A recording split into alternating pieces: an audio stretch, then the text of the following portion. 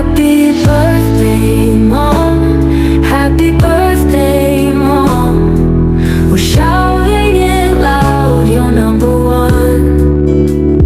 Happy birthday, Mom. Happy birthday, Mom. Let's make this day as bright as the sun. Hi! 4 years ago na nga itong video na to at ngayon ko lang nagawang i-upload. Birthday nga ng lola namin dito kaya nagawa namin siyang i-surprise. At tamang-tama nga at nauuso dati ang surprise in a car. Year 2022 nga ito dati. Imagine, ang tagal na nito dito sa cellphone ko. Tight nga ang budget ng mga sponsor kaya kami na lang ang DIY. Kung hindi man maging successful, at least we tried, di ba?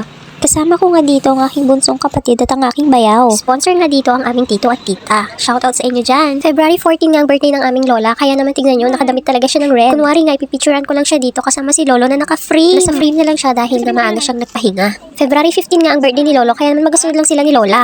Nung una nga, nahirapan akong palabasin nito si lola sa bahay. Hindi kasi nga niya ina-expect na meron kaming pa-surprise. Pero alam naman namin gusto talaga niyang i-surprise namin siya. Paano naman ay nainggit daw dun sa kumari niyang sinurprise ng mga apo? O ayan, may pagyayabang ka na.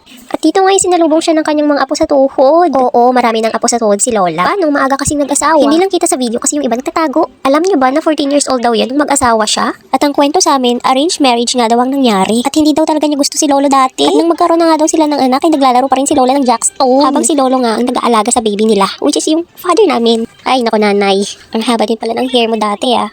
Malapit na nga tayo sa surprise na pinapangarap ni nanay. Sigurado nga ako ay maiiyak ito sa tuwa. Ako si nanay pa, best actress yan. Yakang-yaka nga niya nang umiyak kahit wala namang nakakaiyak. Alam niyo naman pag nagkaedad na, nagiging emosyonal na yan.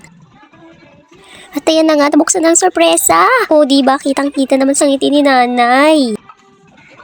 Sana nga ay nagustuhan mo ang munting sorpresa ng iyong mga anak at iyong mga apo. At apo sa tuhod. At syempre, hindi nagtatapos ang lahat ng yan. Ito nga talaga ang pinaka-surprise sa lahat. Ang mahiwagang payong. Wala nga kasing marunong gumawa ng money bouquet sa aming magkakapatid. At saka para maiba, sa payong na lang. Talaga naman, Nay. Happy yarn? Hindi ko nga alam kung totoong naluluha dyan si nanay. Basta ang alam ko, bitin yan kasi color violet ang natanggap niya. Ang gusto kasi niyan is color blue. Okay lang yan, nanay. At least we tried.